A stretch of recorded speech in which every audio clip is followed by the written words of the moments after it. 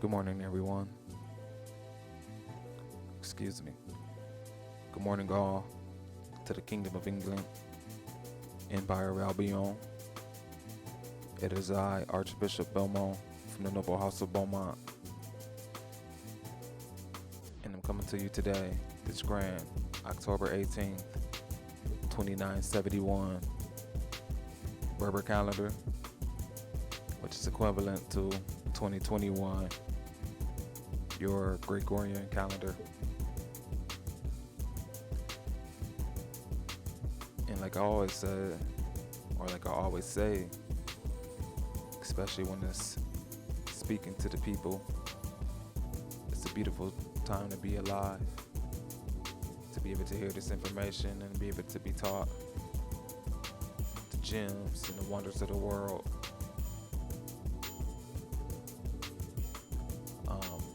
You know, the best way for you to get over the hump and the hurdles in life is to go back and sometimes start from the beginning. This lesson that I have is going to be quick and simple. For those who have the first opportunity to hear me or come to this channel, welcome.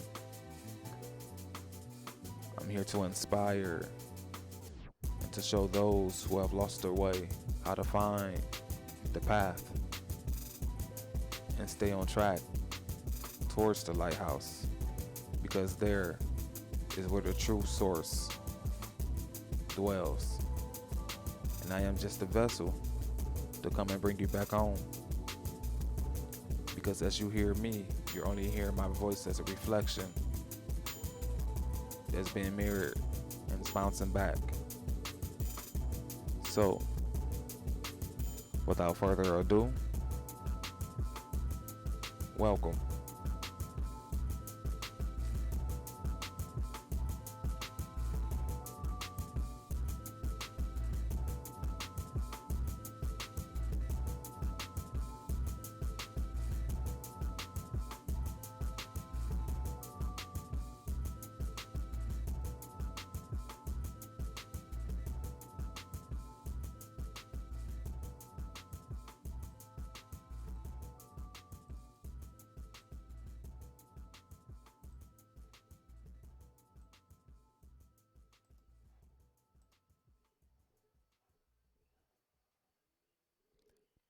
Once again, good morning, everyone. It is I, Archbishop Beaumont, from the Noble House of Beaumont, and I have a lesson for those who are ready to listen and those who have been here and follow me from the beginning. Be ready to enjoy another quick lesson to get your day started. So let's get going.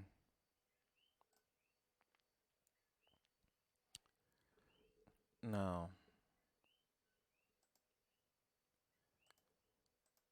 this lesson is going to explain to many of you who who don't know the truth regarding who we are in this day and age as Englishmen. And I'm going to go ahead and start talking about what they call a legal proceeding called common recovery. Now, common recovery was created by lawyers to keep heirs who are considered entailed from having their estate passed down in perpetuity from the original grantor, which was and still is the original owner, a Lodi owner, the crown or the monarch. Okay, so let me go ahead and zoom this in.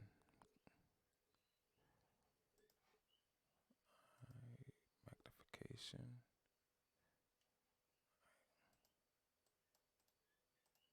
So I know we have people who need a little assistance to be able to view.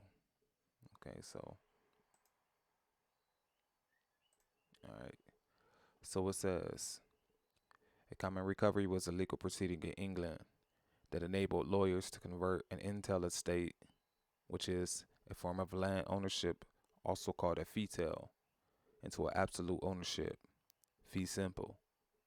This was accomplished through the use of a legal fiction devised by lawyers in the 15th century to prevent the enforcement of entails. A 1472 case known as Tararoon's case increased the popularity of this proceeding. All right, so let's go down.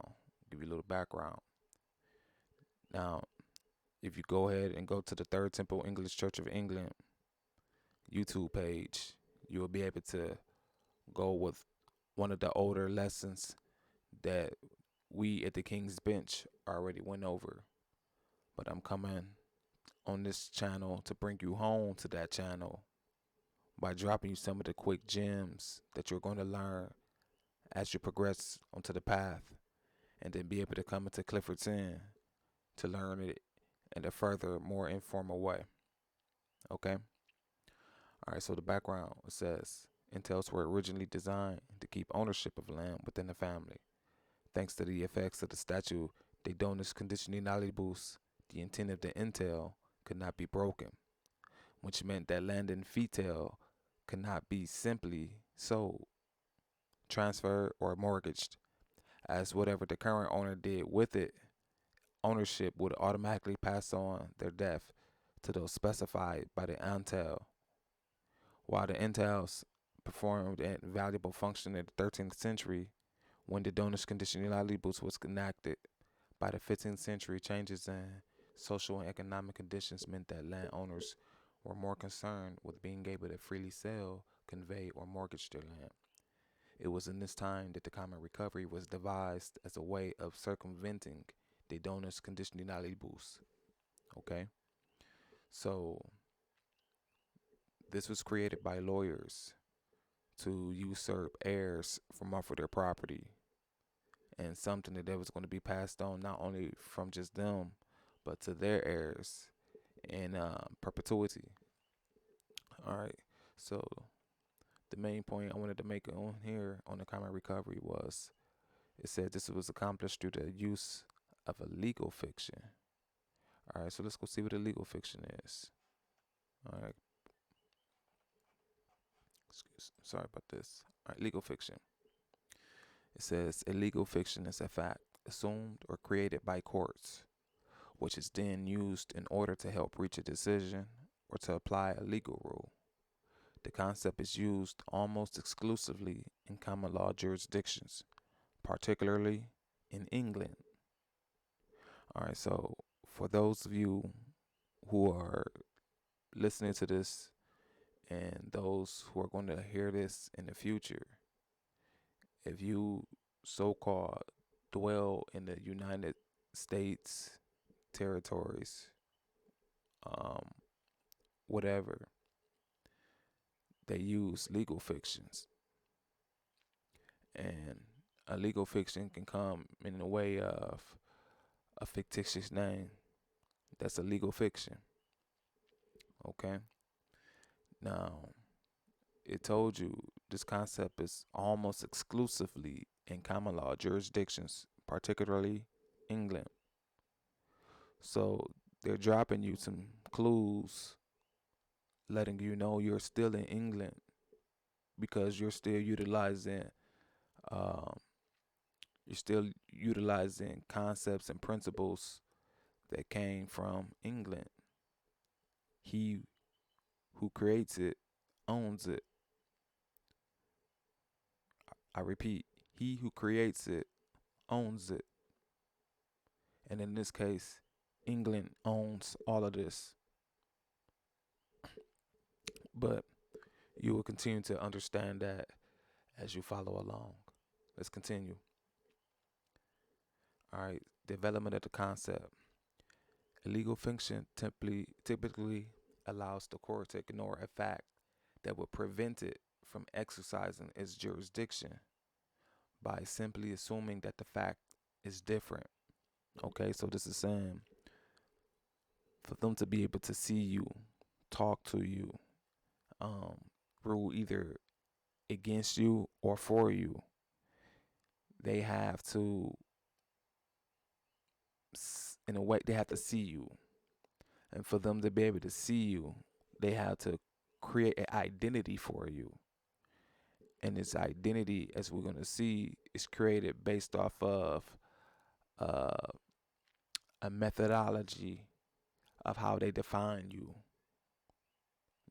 and if you choose to go along with that definition of what you're being defined as, then it stands as a fact, as truth, because you're accepting it. Um, so you're going to see as we explain the development of the concept. Okay, so like it says, in cases where the court must determine whether a standard has been reached, such as whether a defendant has been negligent, the court frequently used the legal fiction of the reasonable man. This is known as the objective test and is far more common than the subjective test, where the court seeks the viewpoint of the parties, i.e., the subjects, you. Sometimes the court may apply a mixed test, as in a House of Lords decision in DPP versus Kaplan. Legal fictions are different from legal presumptions, which assume a certain state of facts until the opposite is proved, such as the presumption of legitimacy. A legal fiction, by contrast, can be seen in laws recognizing virgin birth, i.e., that a child born to an unmarried mother has no genetic, biological, or psychological father. They are different from hypothetical examples, such as the reasonable person, which serve as tools for the court to express its reasoning. They are also different from legal principles, which create a legal state of affairs that is different from the underlying facts, such as corporate personhood, although these are sometimes wrongly called legal fictions. Okay? So, legal fictions have a definition. They're defined and, excuse me, and they're defined by going to, like I said, what they call the objective test. All right?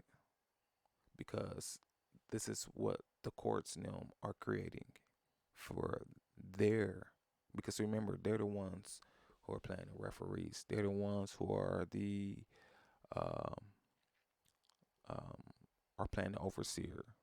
That's probably the best way to say it. And you need to know how, whenever you're in your arena, who you are. Status is everything. And allowing them call you specific legal fictions can have dire consequences. And you're going to learn this here in a second. All right. So it says the term legal fiction is sometimes used in a pejorative way. See? Jeremy Bentham was a famous historical critic of legal fictions. Proponents of legal fictions, particularly their use historically, for example, before DNA evidence could give every child the right to have both genetic parents determined easily, identify legal fictions as scaffolding around a building under construction. All right. The examples. One example of a legal fiction is that the English courts, which have no legislative power, but have nevertheless developed the bulk of the common law, do not create new law, but merely declare the common law that has existed since time immemorial. All right. And the last part for this.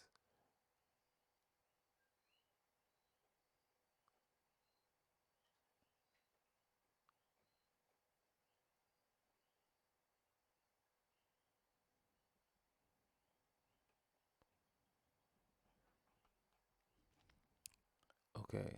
So you kind of got an idea with a legal fiction. It's a fact. It was created for the courts to pretty much assume jurisdiction.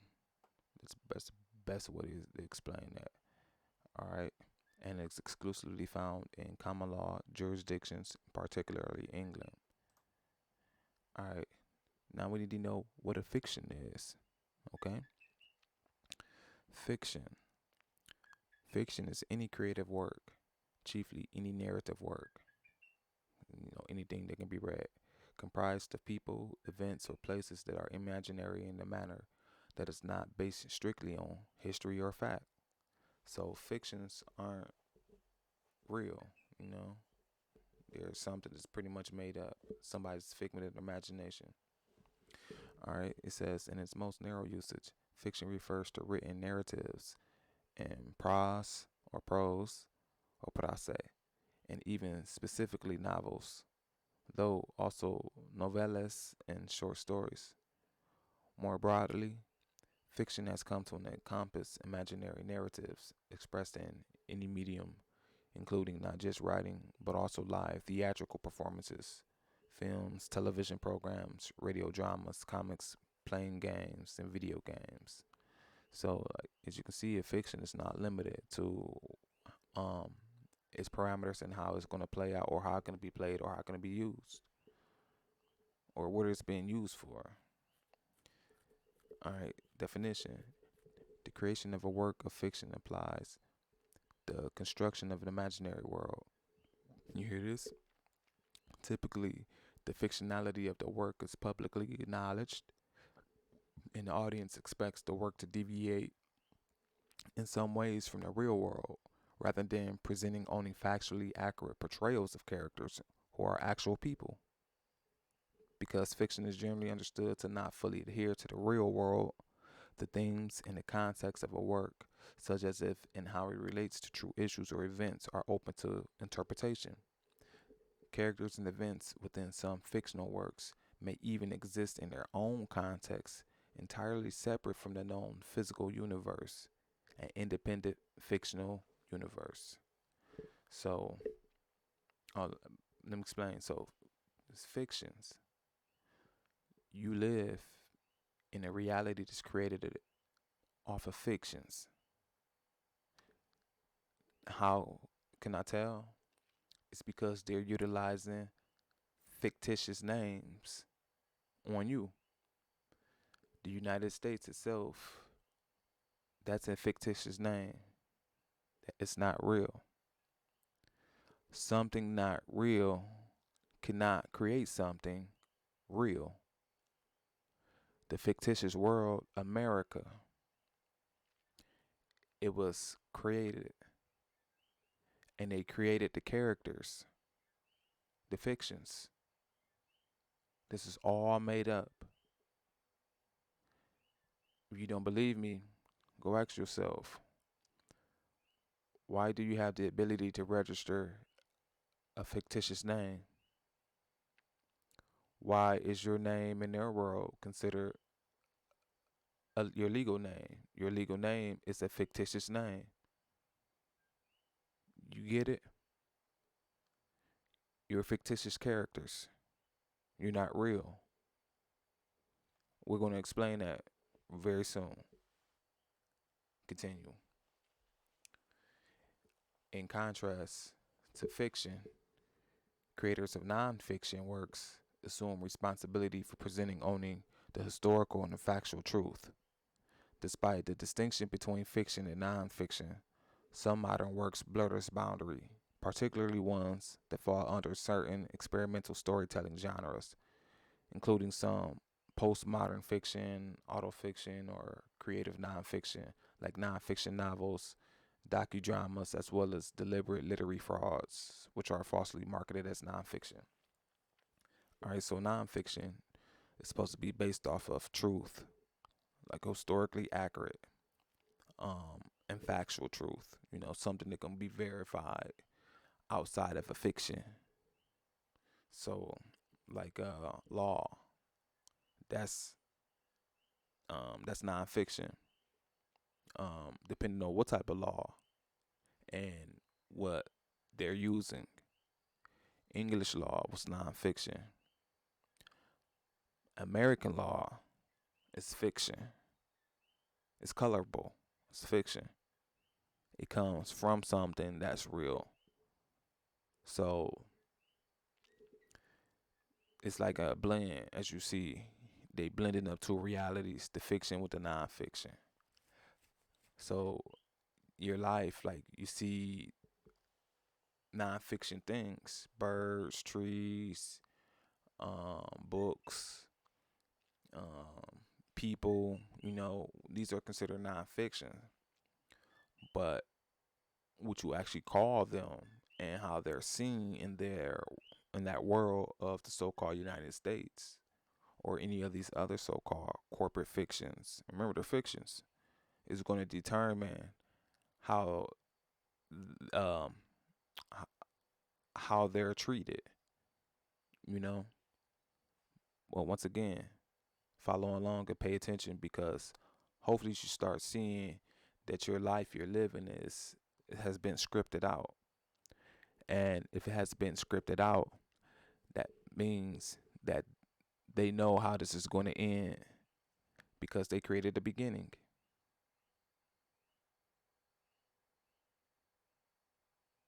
Okay?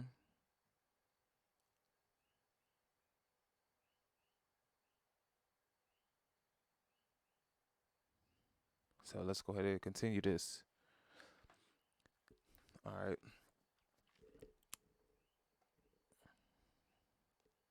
We don't really have to go all the way into this.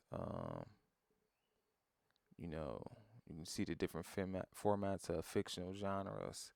Traditionally, fiction includes novels, short stories, fables, legends, myths, fairy tales, epic, narrative, poetry, plays, including operas, musicals, dramas, puppet plays, and various kinds of theatrical dances. However, fiction may also encompass comic books and many animated cartoons, stop motions, anime, manga, films, video games, radio programs, television programs, comedies and dramas, etc. And like I said, the internet has had a major impact on the creation and distribution of fiction, calling to question the feasibility of copyright as a means to ensure royalties are paid to copyright holders, blah, blah, blah. Don't worry about all of that jazz. Okay? All right. Now let's talk a little bit about nonfiction. Go a little bit more in depth. All right. So, like I said, a nonfiction is any document or media content that intends, in good faith, to present only truth and accuracy regarding information, events, or people. I repeat, any document or media content that intends, in good faith, to present only truth and accuracy regarding information, events, and people. So that's telling you that in a fictitious world, they don't actually have to tell you the truth. It don't have to be based off of anything that's real. It's fictitious. You see, like there's no such thing as lies in the fictitious world. It was all created to be based off of fantasy. But nonfiction is supposed to be in good faith, and you're only supposed to present the truth with accuracy regarding information, events, and people. Non-fictional content may be presented either objectively. Remember, objective can be coming from their standpoint, the one who is utilizing the words, or subjectively, someone else who's supposed to be been encompassed into this nonfiction. You know, like the audience, you and I. So you and I, objectively, subjectively, supposed to be able to present information that's accurate, talking about who we are. You know, these are nonfiction. Okay. Sometimes taking the form of a story. Like I said, we can tell our story or this information. Um, we can tell information or accuracy in the story. Alone that is in good faith. Okay, and then it needs to be accurate, as much accuracy as possible. Um, Nonfiction is one of the fundamental divisions of narrative writing, specifically prose. In contrast to fiction, which offers information, events, and characters expected to be partly or largely imaginary, or else leaves open if and how the work or else it leaves open if and how the work refers to reality. Okay? Because remember, fiction doesn't supposed to be based off of reality. You see, it's created. It can be its all its own universe. Separate from even the universe or the reality that created it, like a sub reality, but it's a fictitious reality. So let's call this a sub fictitious reality. Now, when you live in America or the United States, that's a fictitious reality.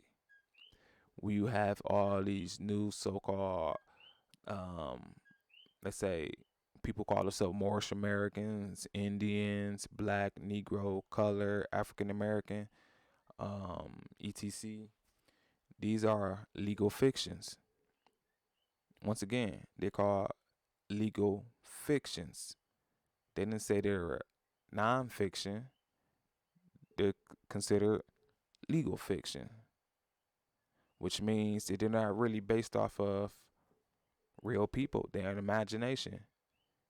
And these fictions can have their own universe that they've created that's still fictitious. It's a fiction itself. So these fictions have to be set apart from the nonfiction. Do you understand? This is what the separation is going to be. It's going to be what's real from what's fantasy. The fantasy world has to stay over here and is fantasy, while the nonfiction, which is based off of in good faith, accuracy regarding information, events, and people, is going to be over here on this side. We're the nonfiction. Us here on the Third Temple English Church of England, the King's Bench, the Kingdom of England, Empire of Albion, the English people, the old English people. We're the nonfiction. We're the real ones. Our identities in the fiction, which we call the United States, is erroneously these so-called, excuse me, erroneously these legal fictions. They will call you black, colored, Negroes, black, African American, Moorish American, all of these different identities, etc. That's the nonfiction. Excuse me, that's the fiction, fictitious world. All right, let's move along. All right, so it says nonfiction's specific factual assertions and descriptions may or may not be accurate. Now that's a problem, okay? And can give either a true or false account of the subject in question. However, authors of such accounts generally believe or claim that them to be truthful at the time of their composition, or at least pose them to be convinced audience as historically or empirically factual. So like for instance, we can be finding information that should be specifically fiction, excuse me, nonfiction, based off of the facts that's being presented to us by the author in their hand, and sometimes facts can be off, which could place something into a nonfiction realm, depending on what it is. Now, it can still be nonfiction, like I said, because the information is still based off of events, people, and it was told in good faith.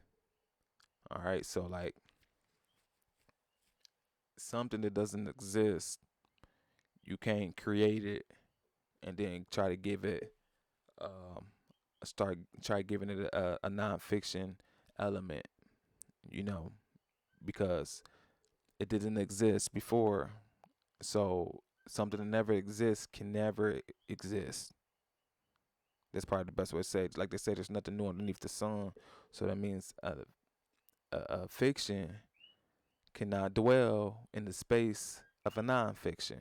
You're not real, all right? Because that causes confusion. Even though they've been trying to blur it, but you see when you're trying to blur two worlds together that should not exist together. Like say for instance, um, water is its own dimension compared to physical matter like soil. When you mix them up, you get you get something completely different than just pure water and soil.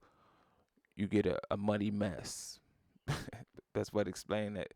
It's a mixture of both of those elements. Now it can work, but how often do you need muddy water? What's the purpose for muddy water? Do you need it to drink? I mean, I don't know many people who need muddy water to drink.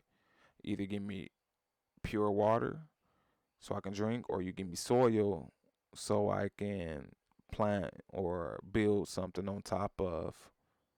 But putting soil into water and just mixing it up, for what purpose? I mean, hopefully that's a good analogy, but I hope you also understand where I'm going at. Fictions and non-fictions are supposed to be separated. They can exist together, but not in the same space. Everything need to have its own place. All right. So um, that's just enough to explain the nonfiction part. So you see what? So we already went over legal fiction.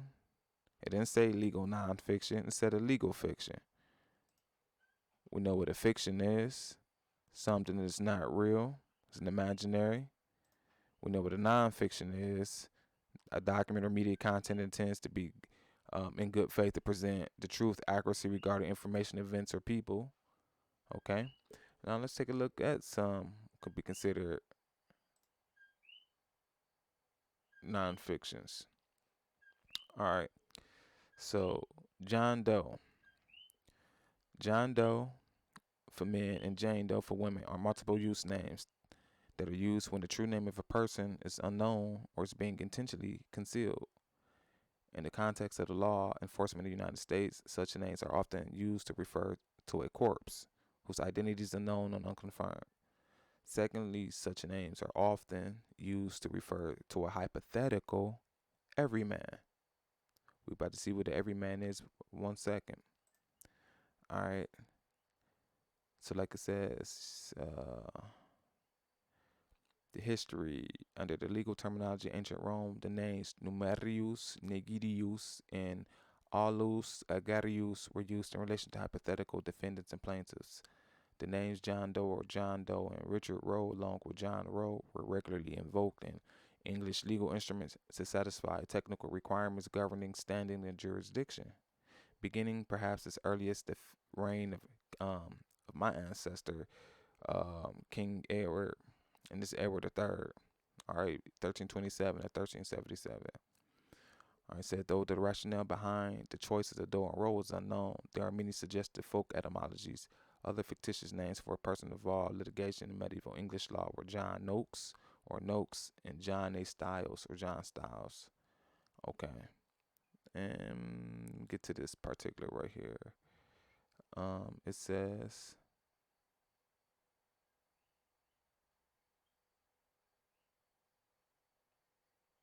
get to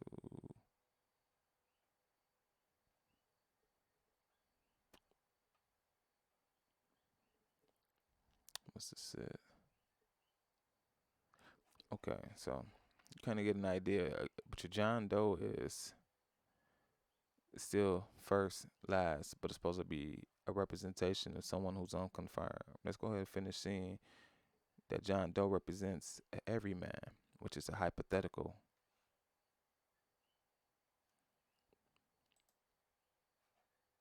everyman.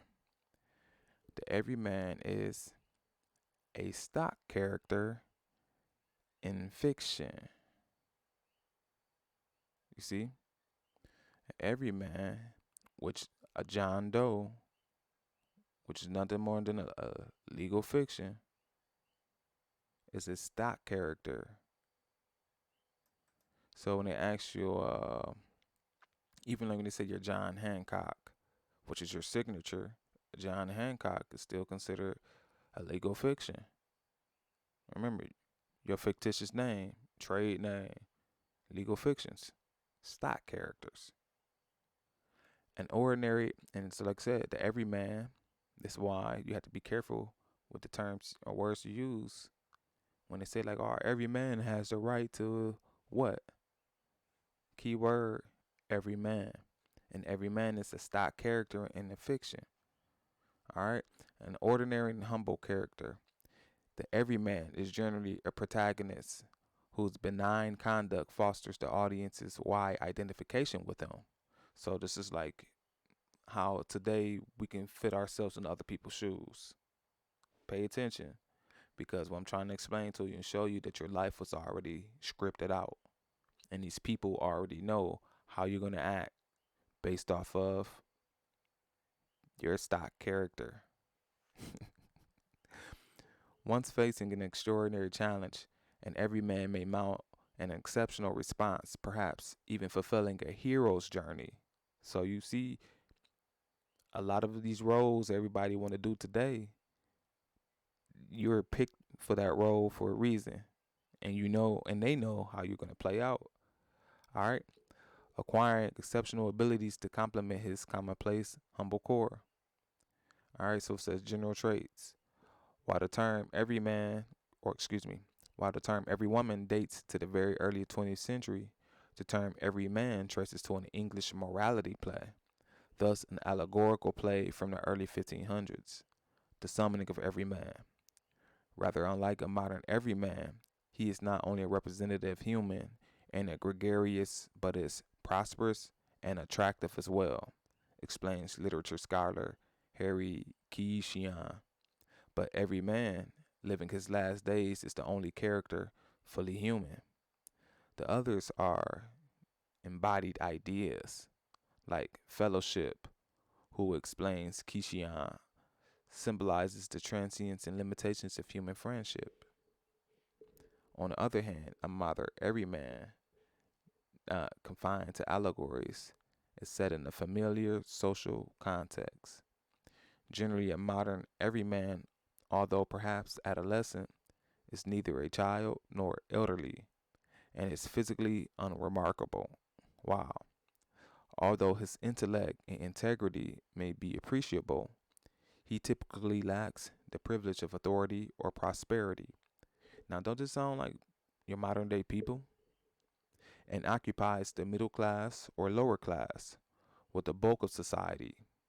He typically shows some moral idealism, believing good, bad, things like that, yearning for greater success and foresight in career or family life.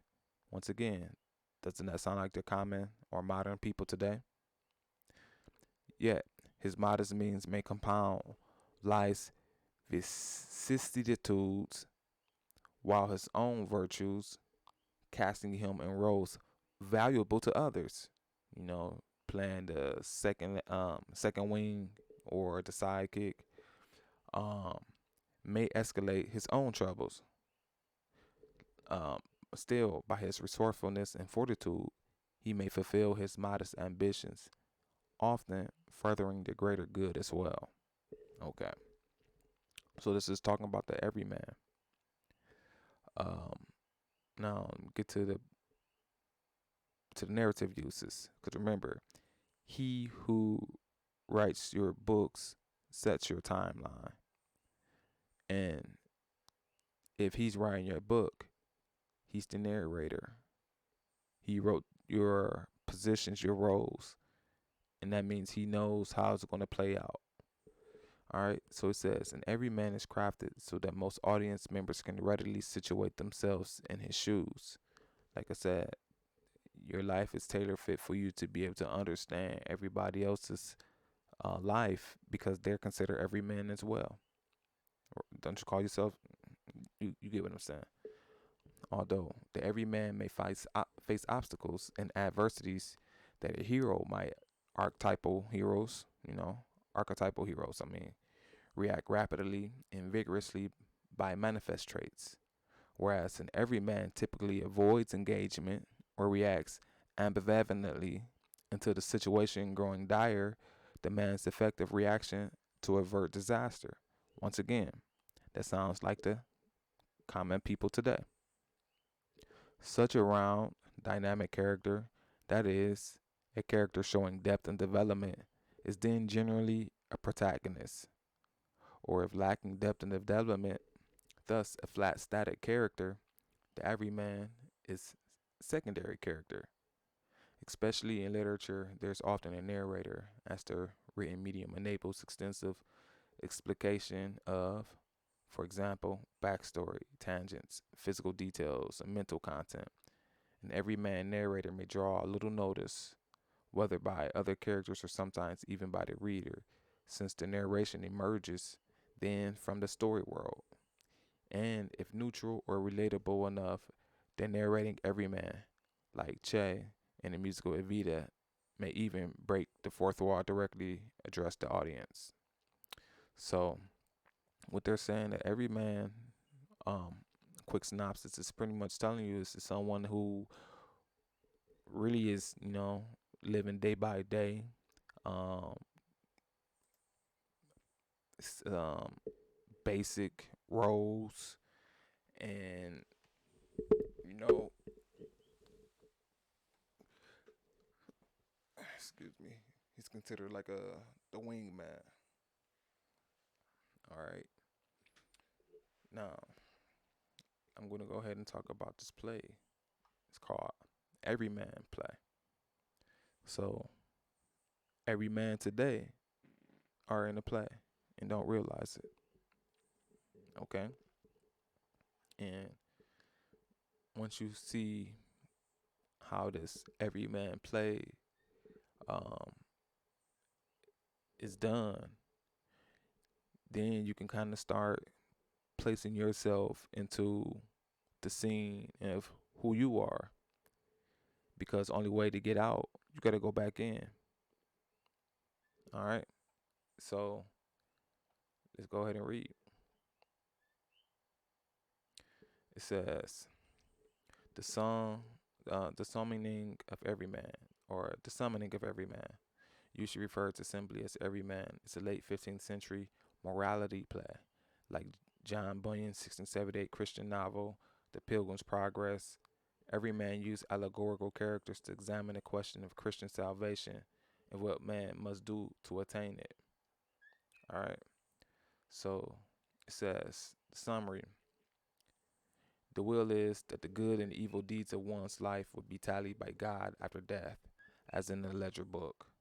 The play is the allegorical accounting of the life of every man, who represents all mankind. In the course of the action, every man tries to convince other characters to accompany him in the hope of improving his life. All the characters are also mystical. The conflict between good and evil is shown by the interactions between the characters. Every man is being singled out because it's difficult for him to find characters to accompany him on his pilgrimage. Every man eventually realizes through this pilgrimage, that he is essentially alone, despite all the personified characters that were supposed necessities and friends to him. Every man learns that when you are brought to death and placed before God, all you are left with on your own are good deeds. So, the story of every man is pretty much telling you that the only thing that you're going to have when you leave here is your good deeds. All right. So now let's go ahead and see the list of. Let's see what the morality play is real quick. Just talk about it. All right. Like I said, the morality play is a genre of medieval and early Tudor drama. Now you all know who's the House of Tudors. House of Tudors passed everything over to the House of Stuart. House of Stuart passed it on over to um what's it um King George, Georgian or Saxon Coburg Hanoverian, um, blah blah blah. The key the key point is the Tudors was the fall of the Plantagenet dynasty. Okay. All right, so morality plays, at least as the term is used by scholars of literary and dramatic history, refers to a genre of playtext from the 14th through 16th centuries that feature personified concepts, most often virtues and vices, but sometimes practices or habits alongside angels and demons who are engaged in the struggle to persuade a protagonist who represents a generic human character toward either good or evil. The common story arc of these plays, to borrow Pamela King's words, follow the temptation, fall, and redemption of the protagonist. Okay? Alright, so that's just pretty much what it's speaking about morality plays, you know. Alright, and let's get back to the list of stock characters.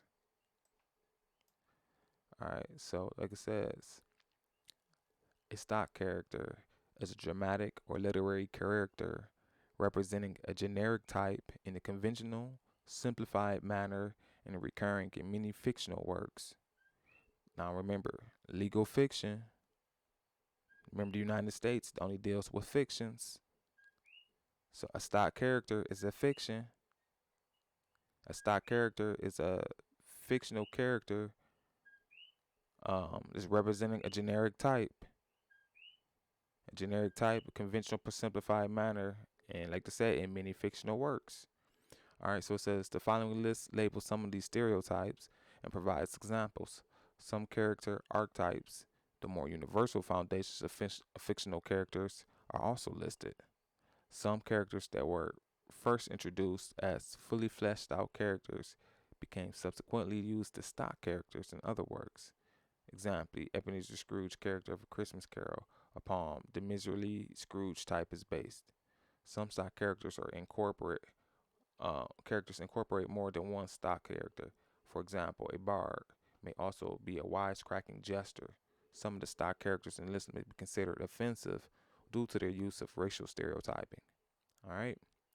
So like absent-minded professor, action hero, ace pilot, angry black woman, angry white man, anti-hero, author surrogate, bad boy, bard, battle axe, beatnik, besterman, bitter water veteran, black best friend, black knight, blind seer, boy next door, braggart, brains and brawn, bug-eyed monster, bully, Byronic hero. So remember, these are all stock characters.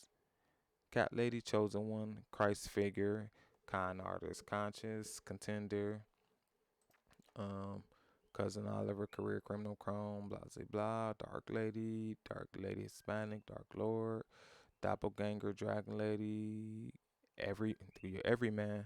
See, every man is a stock character. Every man are legal fictions. So legal fictions, i.e., you, are a stock character. Okay. Family Guy, Farmer's Daughter, Farmer's Wife, you know, and Gentle, Gentle Giant, Gentleman Thief. The list goes on. Hot Shot. Pretty much everything that you hear folks out here speaking or saying is going back to stock characters. Okay, so I hope you guys have been paying along um, to this breakdown. I think I'm going to this last part. I'm going to talk about is the fourth wall. Because you need to understand that you are still on the stage, and you're on the stage as a stock character, and that fourth wall is the one that you need to be able to go past to speak to those who are actually what running the script, because as they run the script, they're also watching. Remember, a director has to watch to make sure that things continue. But if you're not happy with how things are running, then that means you need to say something to who? The director. And we don't like how things been running, because I didn't know I was in the in the show. And the fact that I didn't know I was in the show, that means that full disclosure wasn't given. Therefore, this shit is over, you know. No longer want to be another man's entertainment. Okay, and as this Englishman, heirs from the Kingdom of England, Empire of Albion, we have that right, you know, to revert everything back to us because we're the Elodia owners. Okay? All right, so it says the fourth wall. The fourth wall is a performance convention in which an invisible imagined wall separates actors from the audience. While the audience can see through this wall, the convention assumes the actors act as if they cannot, and people today do act like they can't see. They can't see this, that they're there's people viewing who are the directors, the ones who put them in this box. Okay? All right. From 16th century onward, the rise of illusionism is staging practices which culminated in the realism and naturalism of the theater of the 19th century led to the development of the fourth wall concept. The metaphor suggests a relationship to Mycenaean scene behind a proscenium arc. When a scene is set indoors and three of the walls of his room are presented on stage in what is known as a box set, the fourth of them would run along the line technically called the proscenium, dividing the room from the auditorium. The fourth wall, through its theatrical convention rather than of set of design, the actors ignore the audience, focus their attention exclusively on the dramatic world, and remain absorbed in its fiction. In a state that the theater practitioner Konstantin Stanislavski called public solitude, the ability to behave as one would in private, despite in actuality being watched intently while so doing, or to be alone in public. In this way, the fourth wall exists regardless of the presence of any actual walls in the set, or the physical arrangement of the theater building or performance space, or the actor's distance from the proximity to the audience. All right. And then the last part is breaking the fourth wall. Is when this performance convention having been adopted more generally in the drama is violated. This can be done through either directly referring to the audience, the play as a play, or the character's fictionality. Okay? So you live in a fictitious reality. They use a legal fiction so that way they can see you. This legal fiction is considered a legal fact. This legal fact, it does not necessarily have to be based uh, off of accuracy. It just has to be presented. Once again, a fiction is something that's not real. It's based off of the imagination.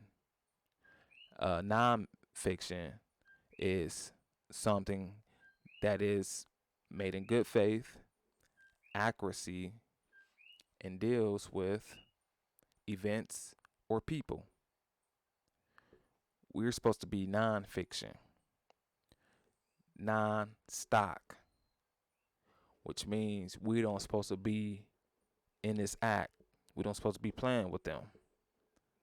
But the fact that you don't know who you are, you're considered an everyman, a stock character that they can use and pull as need.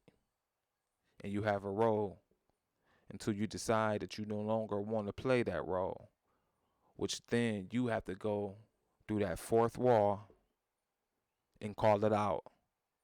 Call out this fictitious reality that you live in. Call out the audience, which is holding the directors, who ones who created this, and those who are viewing. You got to speak up.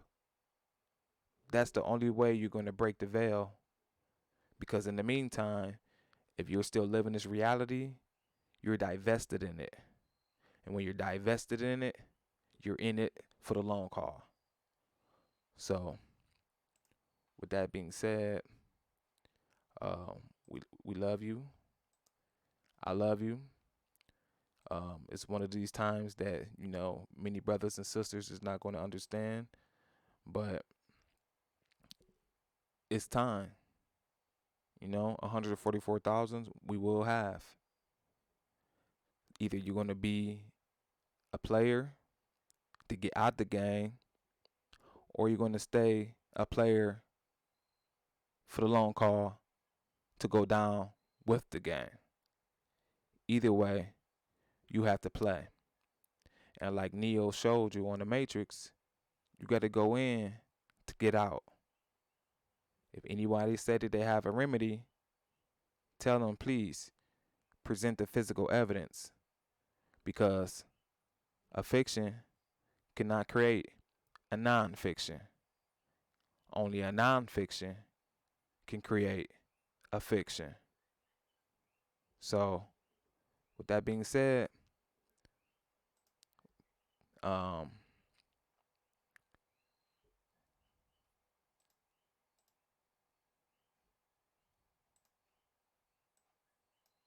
let's see. Peace.